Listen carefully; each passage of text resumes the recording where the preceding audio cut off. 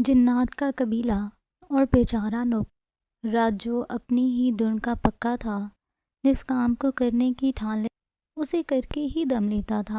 ایک بار اس سے ایسی غلطی ہوئی جس کی وجہ اس کے باپ نے اسے گھر سے نکال دیا۔ ہوا کچھ یوں کہ وہ جس دکان میں مزدوری کیا کرتا تھا وہ اس کے باپ کے دوست کی بہت بڑی دکان تھی، جہاں سودا سلف مناسب میں ملنے کی وجہ سے ہر وقت دکان پر لوگوں کا رش لگا رہتا۔ ایک روز راجو اپنی دکان کے مالک حماد سے ایک چھوٹی سی بات پر الجھ پڑا جس کی وجہ نکال دیا۔ راجو بہت زیادہ غمزدہ ہوا اور روتا ہوا اپنے گھر واپس آیا تو اس کے ماں باپ نے اسے بہت ڈانٹا اور کہا کہ تمہیں اپنی نوکری نہیں چھوڑنی چاہیے تھی، جاؤ اور جا کر اپنے استاد سے معافی مانگو۔ یہ سن کر راجو غمزدہ ہو گیا اور اس نے دکان پر واپس جانے سے صاف انکار کر دیا، کیونکہ وہ اپنے استاد کی فطرت سے اچھی طرح واقف تھا۔ ایک بار کام پر سے نکال دینے کے بعد وہ دوبارہ اسے کبھی بھی کام پر نہیں رکھتا۔ دوبارہ جانا صرف اپنی بے عزتی کروانا تھا، لہٰذا راجو نے وہاں جانے کا خیال دل سے نکال دیا اور ماں باپ کو صاف صاف بتا دیا تو وہ غصہ ہو گئے اور بولے، اب ہمارا گزارا کیسے ہوگا؟ دوسری نوکری ڈھونڈنے اور کرنے میں بہت ٹائم لگ جائے گا، جب تک ہم کس طرح گزارا کریں گے؟ یہ سن کر راجو بولا، آپ لوگ اس بات کی فکر نہ کریں، کیونکہ دنیا میں کوئی بھی کسی کو رزق دینے کا ذمہ دار نہیں ہے، بلکہ رزق دینا اوپر والے کے ہاتھ میں ہے۔ اس کے سمجھانے کے باوجود اس کے ماں باپ کچھ بھی سننے کو تیار نہیں تھے اور بضد تھے کہ اسے اپنی دکان پر واپس جانا چاہیے، مگر راجو کسی طور نہ مانا تو اس کے باپ کو غصہ آ گیا اور اس نے اسے گھر سے یہ کہہ کر نکال دیا کہ جب تک کچھ کام کرو گے تو گھر کا رخ کرنا، ورنہ تیرا ہم سے کوئی تعلق نہیں۔ اس نے ہاتھ پکڑ کر بیٹے کو گھر سے باہر نکالا تو راجو کی ماں تڑپ گئی اور بولی، ایسا ظلم نہ کرے راجو کے ابا، میرا بیٹا کہاں جائے گا؟ زمانے کی خاک چھانتے ہوئے غلط ہاتھوں میں چلا گیا تو اس کی زندگی خراب ہو جائے گی۔ مگر راجو کے باپ پر بیوی کے آنسو اور التجا کا کوئی اثر نہ ہوا اور اس نے راجو کو گھر سے باہر نکال دیا۔ راجو کا دل دکھ رہا تھا، لیکن ساتھ ہی ساتھ وہ یہ بھی سوچ رہا تھا کہ ایک نہ ایک دن سب کو بڑا آدمی بن کر دکھاؤں گا تاکہ دنیا میں میری بھی عزت اور قدر کی جائے۔ وہ چلتا ہوا ایک جنگل میں عام پہنچا۔ اس نے بچپن میں اپنی ماں سے کہانی سنتے ہوئے سن رکھا تھا کہ جنگل سے لکڑیاں کاٹ کر بازار میں بیچنے سے امیر ہو جاتے ہیں۔ اس نے بھی یہی سوچا کہ وہ جنگل سے لکڑیاں لے کر شہر میں فروخت کرے گا اور دنوں میں امیر ہو جائے گا۔ جنگل میں سناٹا چھایا ہوا تھا۔ دوپہر کا وقت ہونے کی وجہ سے جنگلی جانور شاید سو رہے تھے۔ راجو نے سوچا کہ یہ وقت اچھا ہے، کیوں نہ درختوں کی موٹی موٹی ٹہنیاں توڑ لی جائیں۔ یہ سوچ کر جیسے ہی وہ ایک درخت کی طرف بڑھا تو اس کی نظر سامنے لگے موٹے موٹے آموں پر گئی۔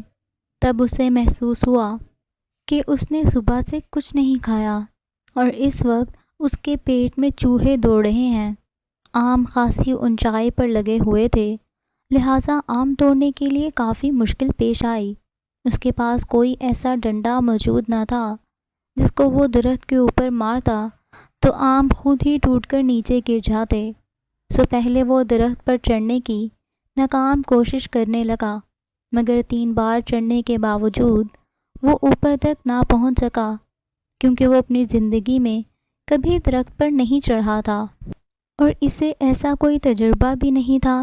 وہ مایوس ہو کر بیٹھ گیا اور سوچنے لگا کہ شاید آج آم کھانا میرے نصیب میں ہی نہیں ہے۔ وہ بہت اداس تھا اور بھوک سے اس کا برا حال تھا۔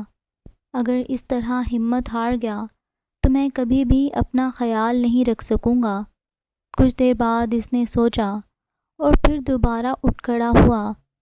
اب اس نے ایسا کیا کہ کچھ اچھل کود کر کے درخت کی ٹہنی کو ہاتھ میں لینے کی کوشش کرنے لگا، مگر اس کا قد اتنا لمبا نہیں تھا کہ وہ آسانی سے درخت کی ٹہنی پکڑ کر ہلاتا اور ٹپاٹپ آموں کی برسات ہو جاتی، مگر اس نے ہمت نہ ہاری اور اپنی کوشش جاری رکھی، جس کا نتیجہ یہ نکلا کہ درخت کا ایک نیچے کی طرف جھکا ہوا بڑا سا پتا اس کے ہاتھ میں آ گیا اور اس نے وہ پکڑا تو ٹہنی بھی نیچے کی طرف جھک گئی۔ اس نے موقع ضائع کیے بغیر اس ٹہنی کو پکڑا اور اسے کھینچ کر زور زور سے ہلانا شروع کر دیا، جس کا نتیجہ یہ نکلا کہ بہت سے آم ٹوٹ کر زمین پر آ گرے۔ راجو زمین پر آلتی پالتی مار کر بیٹھ گیا اور ان گرے ہوئے آموں کو اٹھا اٹھا کر کھانے لگا۔ اس نے بہت عرصے بعد اتنے میٹھے اور لذیذ آم کھائے تھے، کیونکہ اس کی تنخواہ اتنی کم تھی کہ وہ لوگ مشکل سے ہی 2 وقت کا کھانا کھاتے تھے۔ اچھے پھل کھانا ان کی پہنچ سے بہت دور تھا، سو اب اسے آم ملے تو اس نے اپنی بھوک سے بہت زیادہ کھا لیے۔ یہی وجہ تھی کہ آم کھانے کے فوراً بعد اسے نیند آ گئی اور وہ جمائیاں لینے لگا۔ راجو نے اسی آم کے درخت سے ٹیک لگائی اور سو گیا۔ وہ بہت دیر تک بے خبر سوتا رہا۔ ٹھیک ہی کہا ہے کہ نیند کانٹوں پر بھی آ سکتی ہے۔ راجو بھی جنگلی جانوروں والے جنگل میں بے خبر سو رہا تھا۔ وہ مزید نہ جانے کتنی دیر تک وہیں سوتا رہتا کہ اس کی آنکھ شیر کی دھاڑ کی آواز سے کھلی۔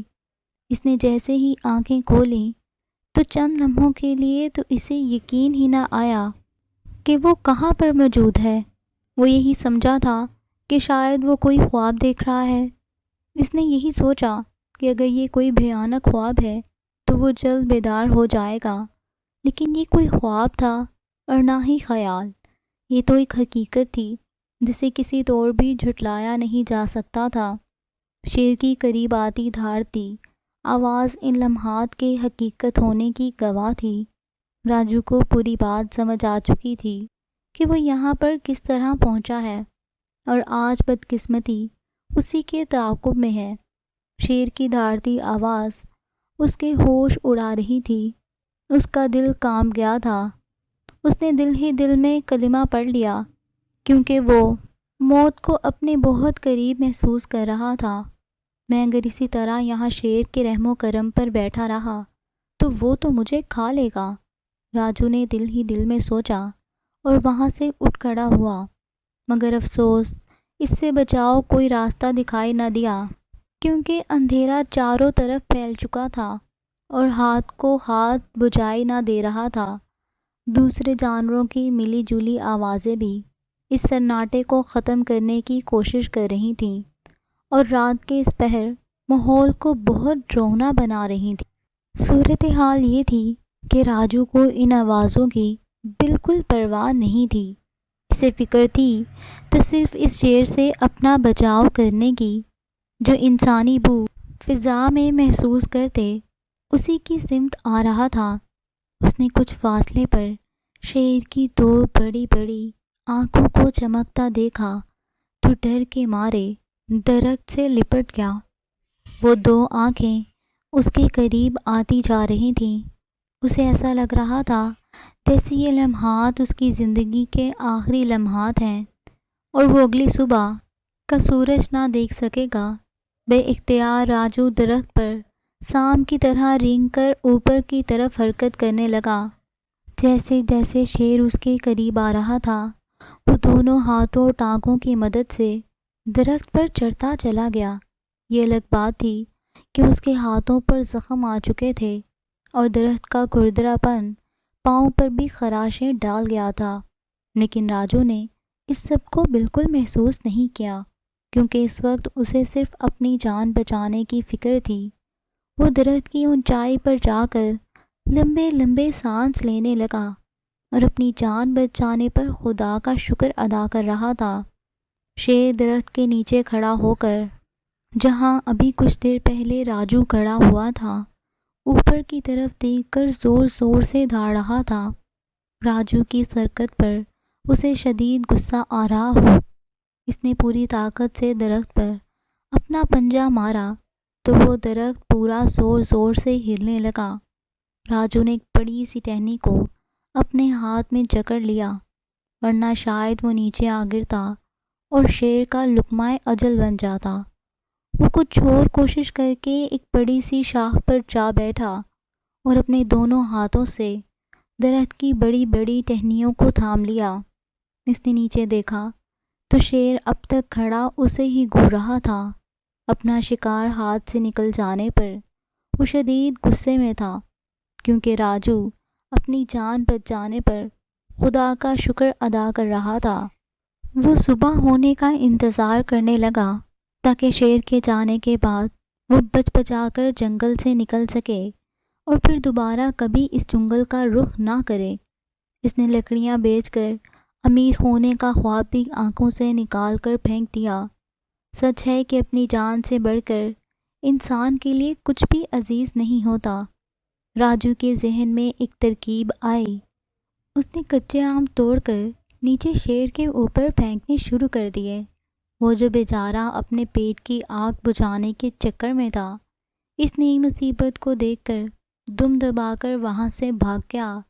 شیر کو جاتا دیکھ کر راجو خوش ہو گیا اور جیسے ہی صبح ہوئی وہ چھلانگ لگا کر اس اونچے درخت سے نیچے اترا اور جنگل سے باہر نکلنے کے لیے چل پڑا۔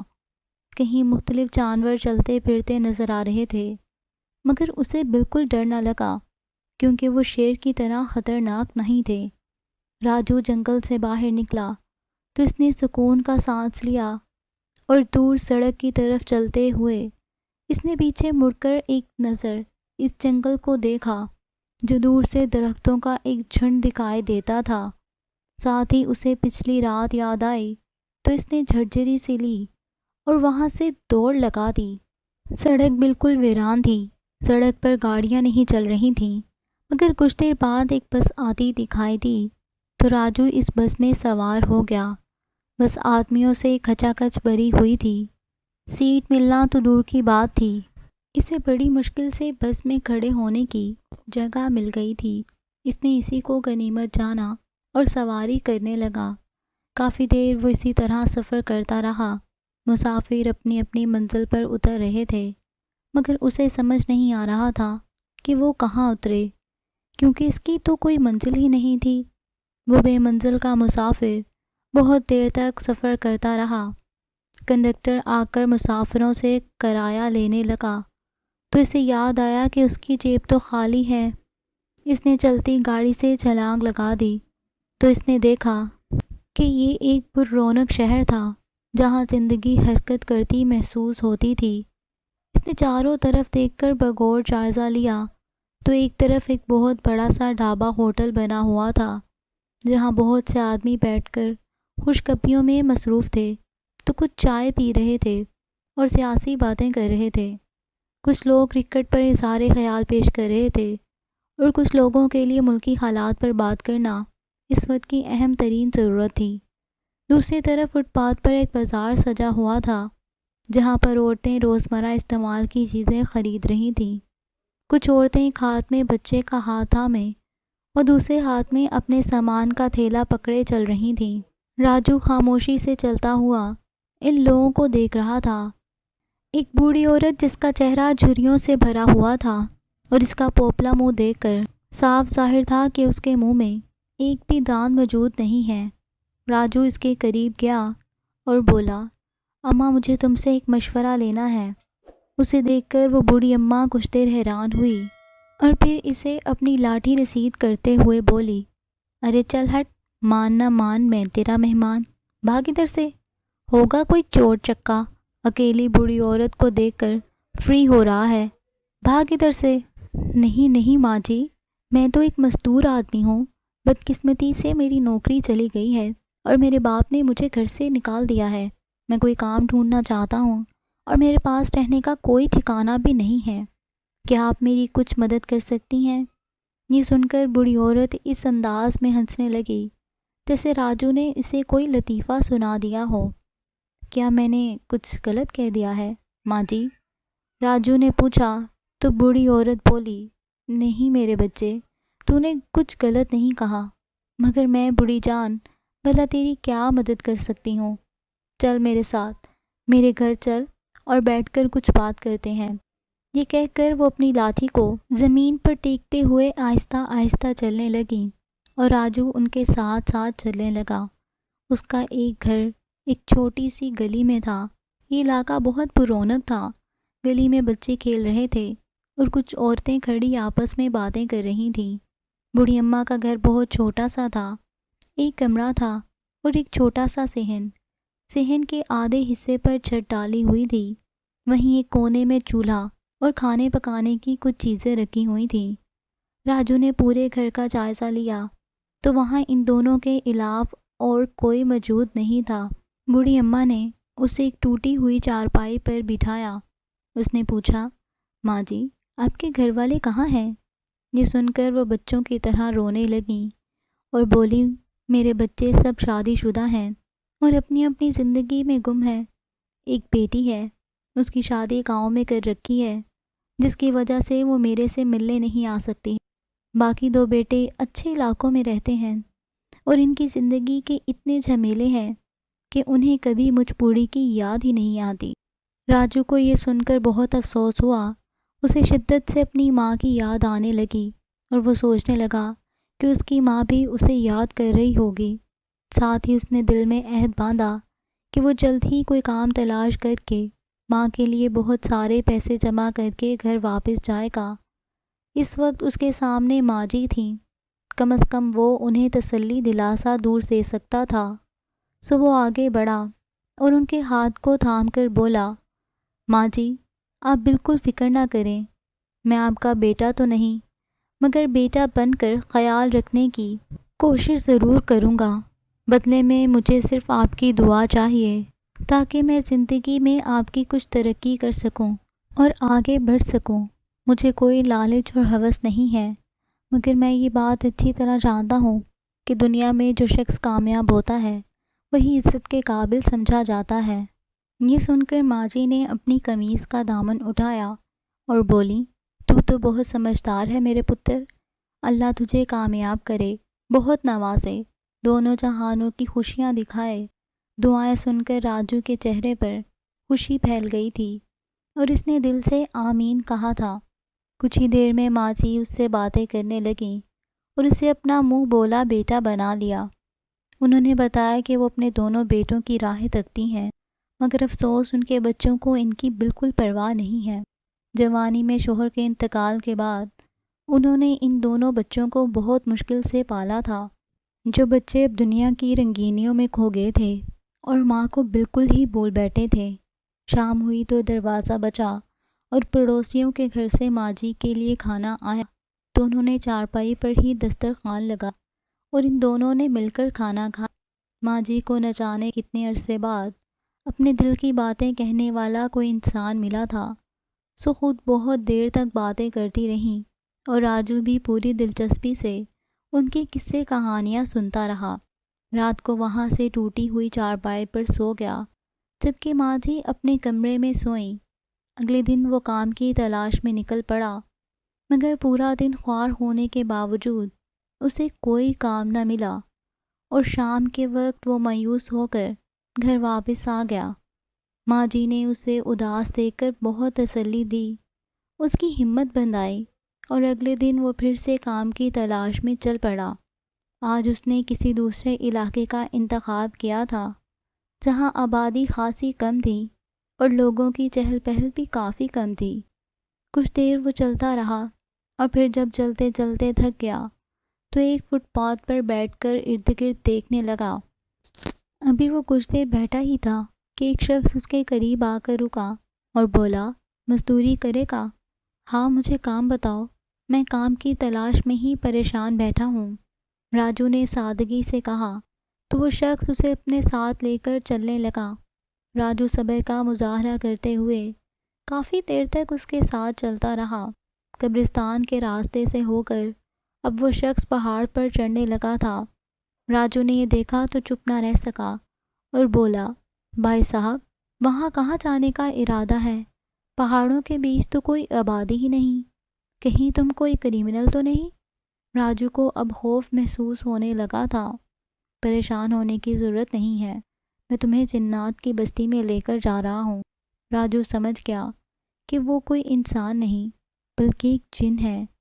اس نے راجو کا ہاتھ پکڑا اور پہاڑ پر چڑھنے میں اس کی مدد کرنے لگا۔ اس کے ہاتھ کا لمس محسوس کر کے راجو کے جسم میں کرنٹ سا دوڑ گیا، مگر وہ خود کو نارمل ظاہر کرتا ہوا اس کے ساتھ چلتا رہا۔ دور سے یہ علاقہ ایک پہاڑی سلسلہ دکھائی دیتا تھا جس کے دونوں اطراف پہاڑ تھے، مگر راجو نے پہاڑ کی اونچائی عبور کرنے کے بعد دیکھا کہ وہ پہاڑوں کے درمیان جنات کا پورا قبیلہ آباد ہے۔ اسے حیرت کا شدید جھٹکا لگا۔ دور سے ویران اور سنسان دکھنے والے پہاڑ اتنے آباد تھے، اس نے پہلی بار دیکھا تھا۔ وہ جنات کو نارمل زندگی گزارتے دیکھ کر بہت حیران ہو رہا تھا۔ اس نے اپنی زندگی میں پہلی بار جنات کو دیکھا تھا۔ اس کے قد انسان سے چھوٹے تھے اور چہرے بہت خوفناک تھے، مگر ڈرنے کے باوجود راجو کو اپنے خالی جیب اور نوکری کی زیادہ فکر تھی، اس لیے وہ ان کے ساتھ کام کرنے پر تیار ہو گیا۔ وہ جن جو اسے وہاں لے کر آیا تھا، اس نے اپنا نام شاہ نور بتایا تھا اور وہ ایک مسلم جن تھا۔ پہلے دن اسے کھانا بنانے کا کام دیا گیا تھا۔ اس نے کبھی جنات کا کھانا نہیں کھایا تھا اور نہ ہی دیکھا تھا، لہٰذا اس نے شاہ نور سے پوری تفصیلات معلوم کیں اور پھر کھانا بنایا۔ جنات کے قبیلے میں 20 جنات موجود تھے، مگر ان کے کھانے کی مقدار اتنی زیادہ کہ 20 جنات کا کھانا 400 انسان کھا سکتے تھے۔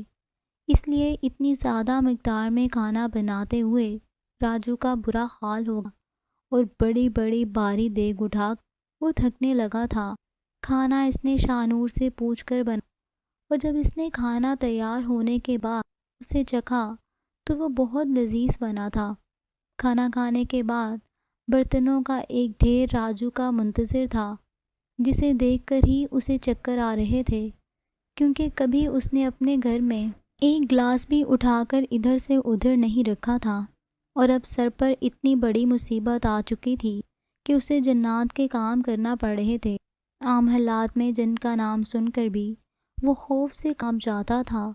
خیر جیسے تیسے اس نے برتن دھوئے، مگر ابھی وہ ہٹا ہی تھا کہ ایک لمبے والوں والی جنزادی اس کے قریب آئی اور بولی، میں اس قبیلے کی رانی ہوں، اور ایک بات تم بہت غور سے سن لو، ہمارے قبیلے کا کوئی بھی راز ان پہاڑوں کی دوسری جانب نہیں جانا چاہیے، ورنہ وہ دن تمہاری زندگی کا آخری دن ہوگا۔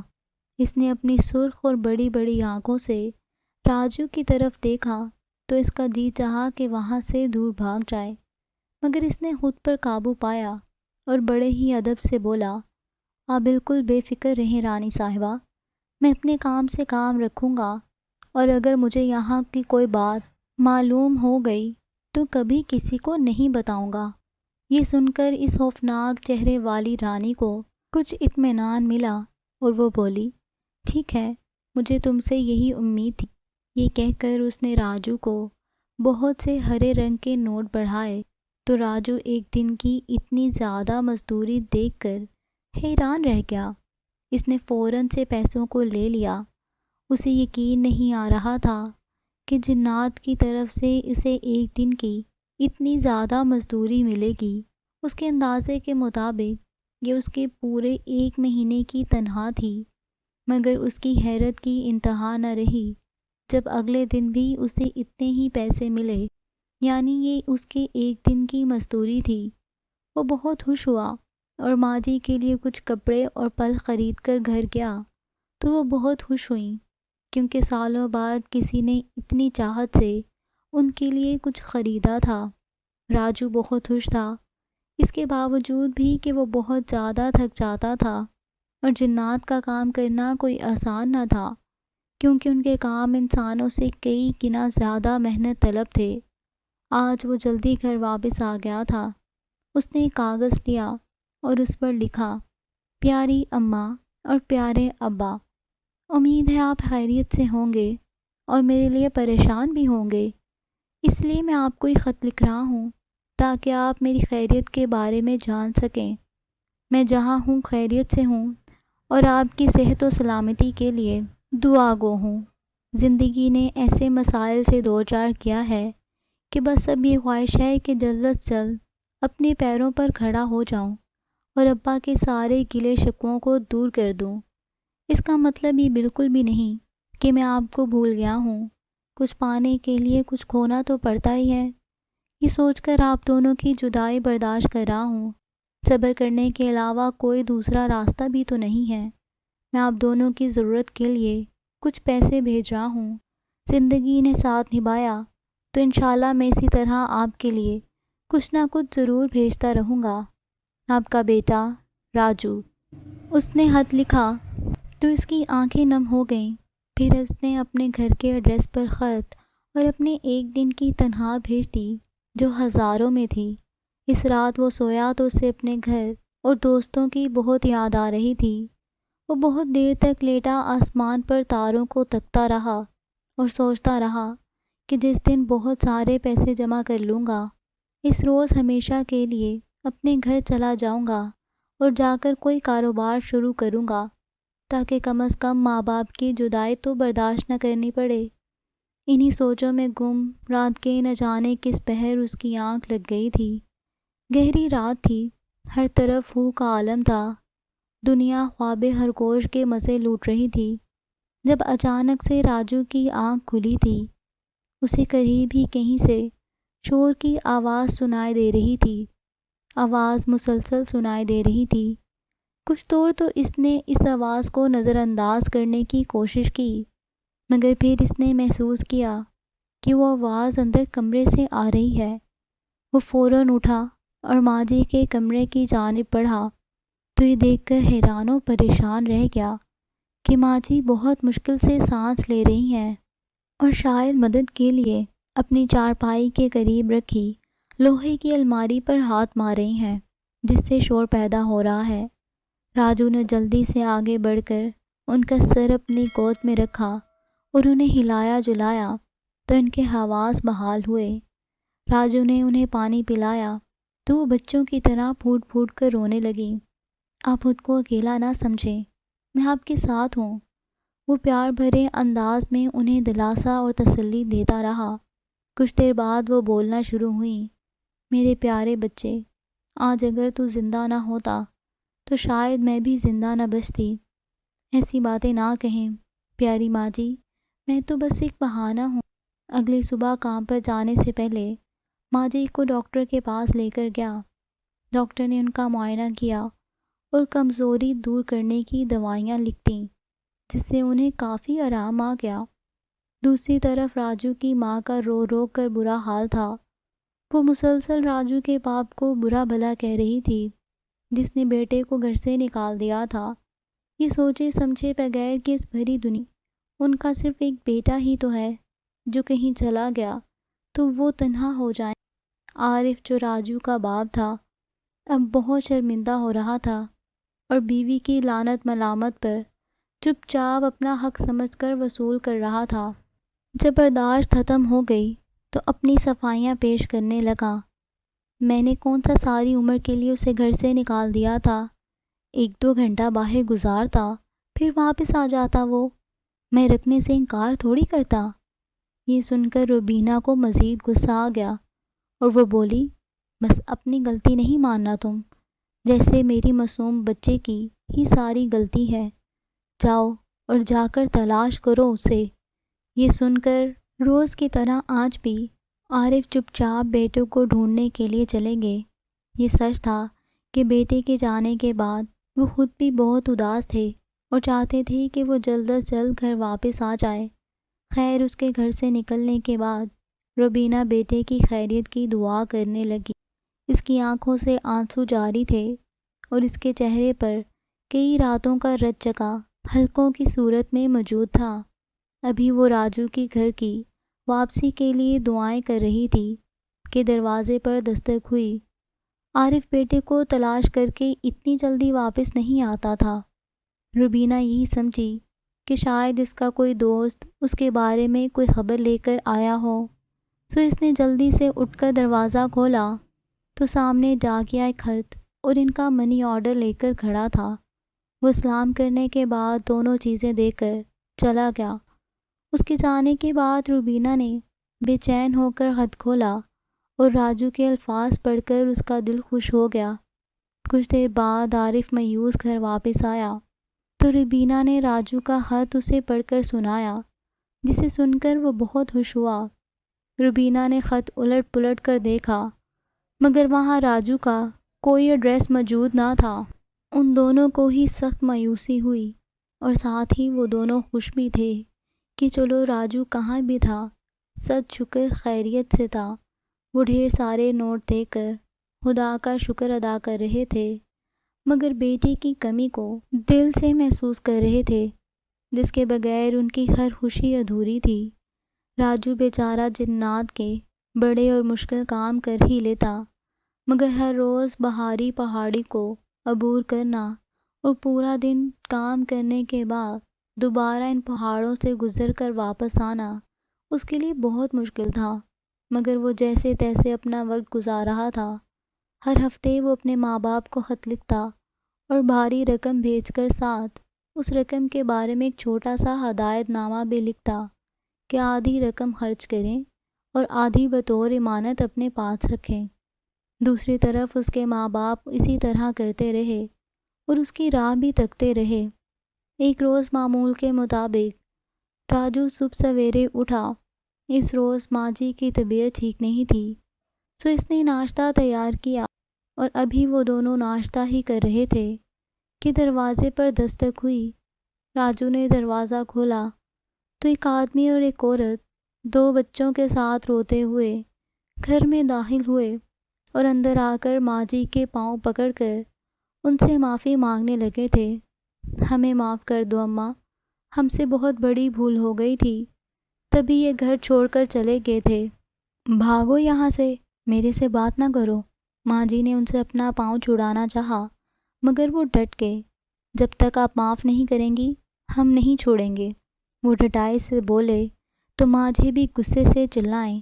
جب دنیا کی ٹھوکریں لگیں تو آ گیا گھر یاد، مگر یاد رکھو میں تمہیں نہ معاف کروں گی۔ یہ دونوں کون ہیں ماں جی؟ حکم کریں تو ابھی دھکے دے کر گھر سے نکال دیتا ہوں۔ راجو نے کہا تو وہ دکھی دل کے ساتھ بولیں، یہ میرے بچے تھے مگر جس دن یہ مجھے چھوڑ کر گئے تھے میں نے اپنا رشتہ ان سے ختم کر لیا تھا۔ یہ کون آدمی ہے اماں جو ہمارے معاملے میں بول رہا ہے؟ اسے کہہ دیں اپنا منہ بند کر لے ورنہ مجھ سے برا کوئی نہ ہوگا اماں۔ ماں جی کے بیٹے نے راجو کی طرف اشارہ کر کے کہا تو ماں جی نے اس کو ایک تھپڑ لگایا اور بولا، خبردار اگر اس نیک بچے کے لیے ایک لفظ بھی منہ سے نکالا تو میرا اصل بچہ تو یہی ہے، اسی نے میرا خیال رکھا۔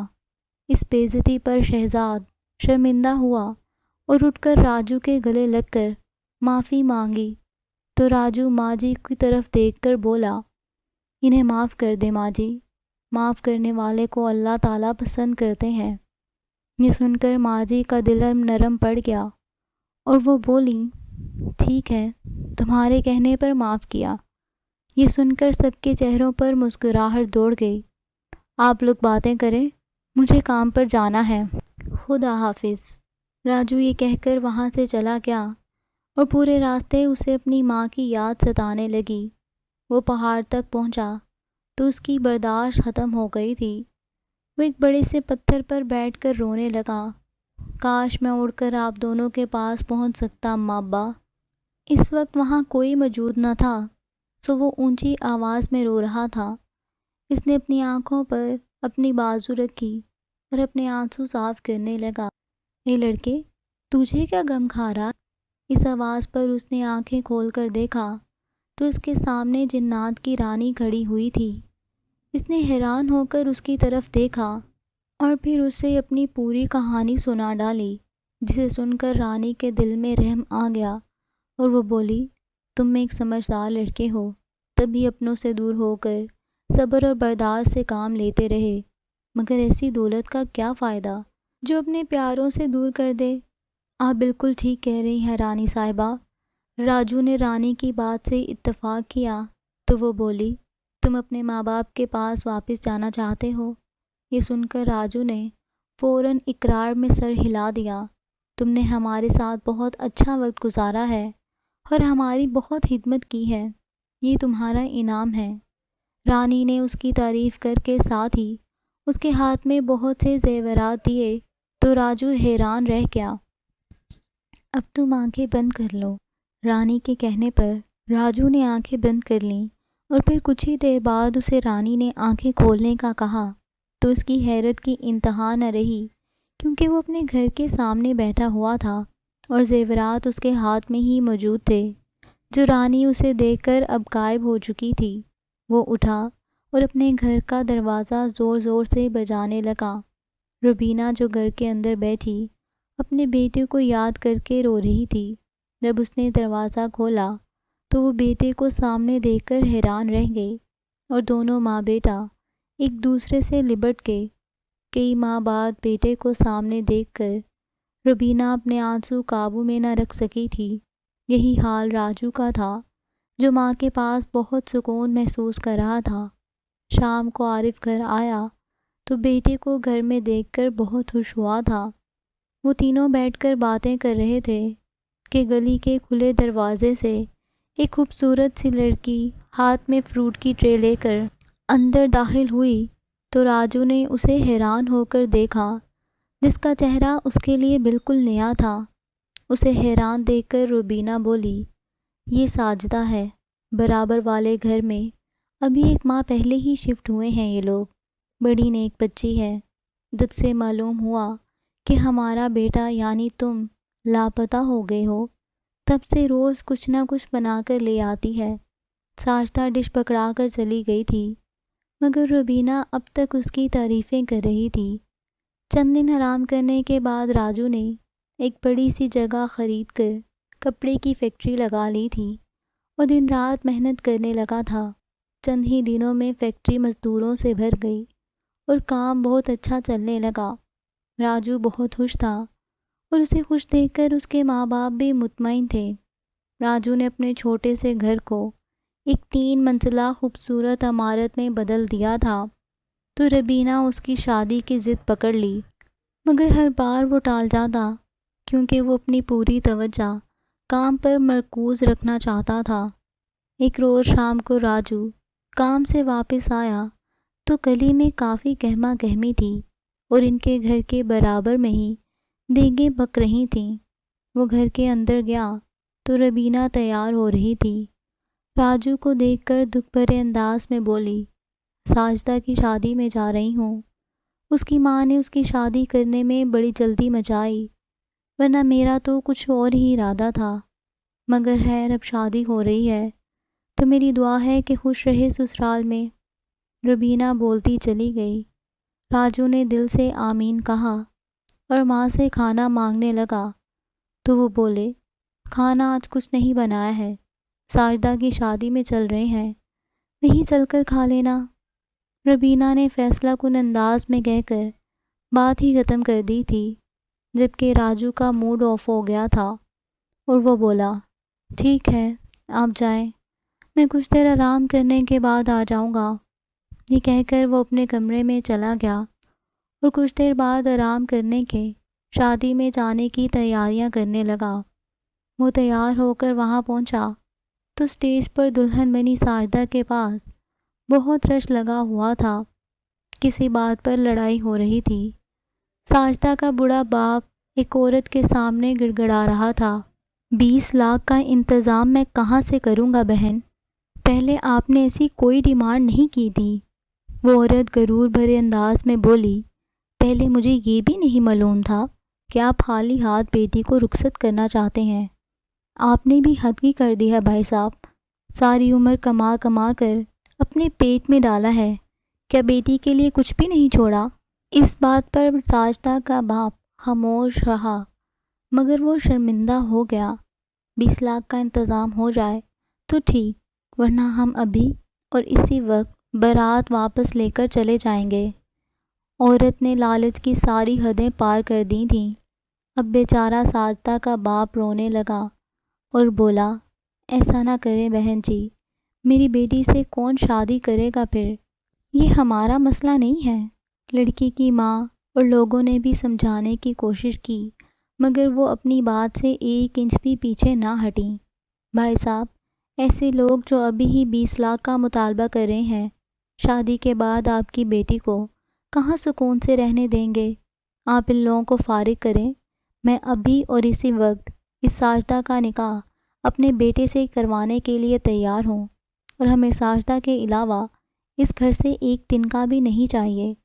اس عورت نے جب یہ بات سنی تو خود ہی سمجھ گئی کہ یہاں سے انہیں کچھ نہیں ملنے والا، سو اپنے بیٹے اور مہمانوں کو لے کر وہاں سے واپس چلی گئی، جبکہ حیران و پریشان سے راجو کو ساجدہ کے ساتھ بٹھا کر نکاح کر دیا گیا تھا۔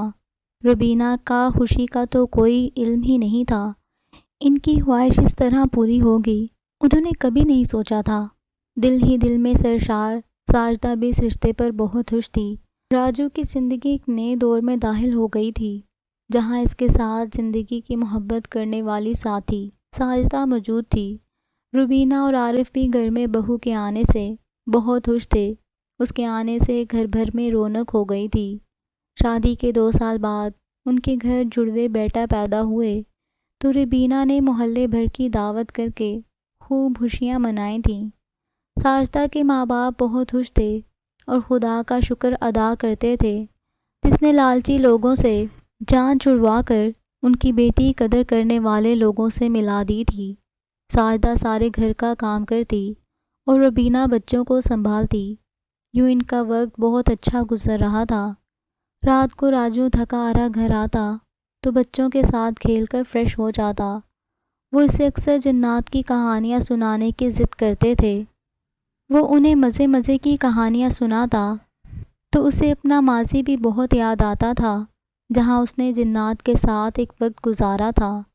جنات کے ساتھ گزارا ہوا وقت وہ کبھی بھی بھول نہیں سکتا تھا۔ رانی کے دیے ہوئے زیورات اب بھی ساجدہ کے پاس موجود تھے، جسے وہ پہنتی تو راجو کو رانی کی یاد آ جاتی، ساتھ ہی ماضی جس نے راجو کو بہت ساتھ نبھایا تھا، کبھی کبھی راجو سے اپنی دعاؤں میں نہ بھولا تھا۔ ایک روز اس کا ارادہ بچوں اور ساجدہ کے ساتھ گھومنے پھرنے کا ہوا تو وہ ماضی سے ملنے کے لیے بھی چل دیا۔ وہ اپنی گاڑی اسی چھوٹے سے علاقے میں داخل ہوا تو وہاں بہت کچھ بدل چکا تھا۔ لوگوں کے چھوٹے چھوٹے گھر بڑی اور خوبصورت عمارتوں میں بدل چکے تھے، بچے جوان ہو چکے تھے اور جوان بڑھاپے میں قدم رکھ چکے تھے۔ کچھ لوگ اسے پہچان کر بہت عزت سے ملے اور اپنے گھر آنے کی دعوت دی، مگر راجو جلدی میں تھا اور صرف ماجی سے مل کر واپس جانا چاہتا تھا۔ وہ ماجی کے گھر کے سامنے رکا تو وہ گھر جو بہت چھوٹا ٹوٹا پھوٹا سا تھا، وہ بھی خوبصورت عمارت بنا ہوا تھا۔ راجو نے بیل پر ہاتھ رکھا تو شہزاد نے آ کر دروازہ کھولا اور بولا، آپ کو کس سے ملنا ہے بھائی صاحب؟ مجھے ماجی سے ملنا ہے۔ یہ سن کر وہ بہت حیران ہوا اور بولا، کہیں تم بھی کوئی مزدور تو نہیں ہو اور ماجی کے ساتھ اس گھر میں رہ چکے تھے؟ یہ سن کر اس نے سر ہلایا۔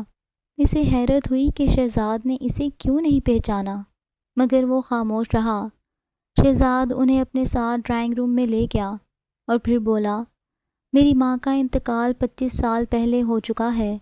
میرے بچپن میں ہی میرے ماں باپ کی علیحدگی ہو گئی تھی، جس کی وجہ سے میں اپنے باپ کے پاس رہتا تھا اور اماں اس گھر میں اکیلی رہ گئی تھیں، کیونکہ ان کے ماں باپ دوسرے شہر میں رہتے تھے اور یہ گھر میرے بابا نے ماں کے نام پر کر رکھا تھا، جس سے وہ دستبردار نہیں ہونا چاہتی تھیں، لہٰذا وہ اکیلی اس گھر میں رہتے ہیں اور یہ گھر نہ چھوڑا۔ محلے والے بتاتے ہیں کہ ایک بار ان کے پاس ایک بیچارہ مزدور رہنے کے لیے آیا تو انہوں نے اسے اپنا بیٹا بنا لیا۔ وہ دونوں ماں بیٹا ایک حیثیت سے ایک ہی گھر میں رہنے لگے۔ دونوں کو ایک دوسرے کا ساتھ مل گیا تھا، لہٰذا دونوں ہی مطمئن تھے، مگر میری بھولی ماں اس شخص کے دل میں چھپا بھید بالکل نہیں جانتی تھی اور اس پر اعتبار کر بیٹھی تھی۔ وہ شخص اچھی طرح جانتا تھا کہ میری ماں کے پاس زیورات ہیں جو اس نے قبضے میں رکھے ہوئے ہیں، اور وہ اسی کے لالچ میں ان کے ساتھ رہ رہا تھا۔ ایک روز اس نے موقع پا کر ماں جی سے زیورات چھین لیے اور میری ماں کو قتل کر دیا۔ اس کے بعد گھر سے فرار ہو کر بھاگ نکلا۔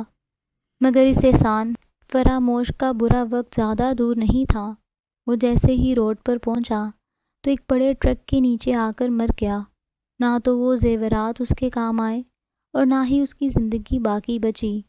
جلدی اپنے بھیانک انجام کو پہنچ گیا تھا، مگر میری ماں بھی منو مٹی تلے جا سوئی تھی۔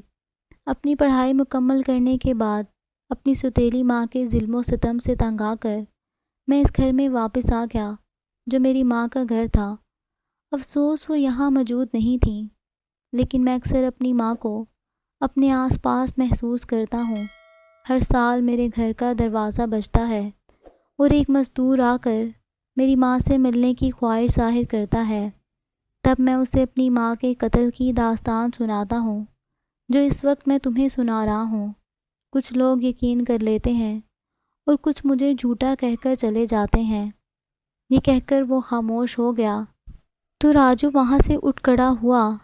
وہ حیران اور پریشان تھا کہ آخر معاملہ کیا تھا۔ اگر ماں جی مر چکی تھی تو وہ 8 ماہ کس کے ساتھ رہا تھا؟ یہ سوال راجو اور ساجدہ کو اکثر پریشان کرتا ہے اور وہ گھنٹوں اس بارے میں سوچتے ہیں، مگر کوئی سرا ہاتھ نہیں آتا۔ روبینہ اور عارف نے بھی اس کہانی کو کھوجنے کی بہت کوشش کی، مگر ناکام ہی رہے۔ راجو سمجھ چکا ہے کہ زندگی میں اکثر حالات اور واقعات ایسے پیش آ جاتے ہیں جو انسان کی عقل سے ماورا ہوتے ہیں، جن کے بارے میں سوچ کر انسان کو اندازہ ہوتا ہے کہ دنیا میں انسانوں کے علاوہ بھی بہت سی مخلوقات ہیں جو اگر انسان پر مہربان ہو جائیں تو ان کی زندگی بدل جاتی ہے۔ مگر یہ بھی سچ ہے کہ ایسے واقعات انسان کے دل و دماغ سے کبھی بھی نہیں مٹتے اور ان کی یادیں انسان کے ساتھ ساری عمر رہتی ہیں۔ راجو آج بھی ان واقعات کو خواب و خیال سمجھ بیٹھتا ہے تو رانی کے دیے ہوئے زیورات دیکھ کر ان کی سچائی اس پر واضح ہو جاتی ہے اور وہ نئے سرے سے تمام واقعات کو سوچنے لگتا ہے۔ ساجدہ نے ہمیشہ شوہر کو ایک نارمل زندگی گزارنے میں مدد دی ہے اور اس کوشش میں روبینہ، عارف اور اس کے بچوں نے بھی اہم کردار ادا کیا ہے۔ وہ اب اپنی زندگی سے خوش اور مطمئن ہیں۔